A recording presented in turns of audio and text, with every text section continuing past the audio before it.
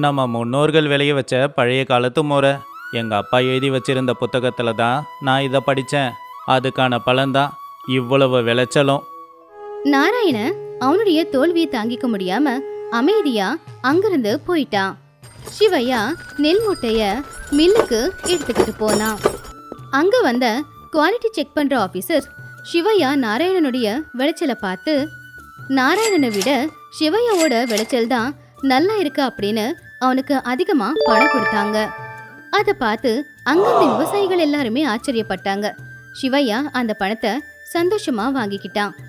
நண்பர்களே, நான் பழைய காலத்து முறையில் இயற்கை விவசாயம் செஞ்சு பூமியோட சத்தை அதிகமாக்கி அதிக விளைச்சலோட நல்ல லாபத்தை சம்பாதிச்சிருக்கேன். நீங்களும் இயற்கை விவசாயம் பண்ணி நல்ல லாபம் சம்பாதிங்க அப்படின்னு சொல்லி சிவையா அங்கிருந்து போயிட்டான்.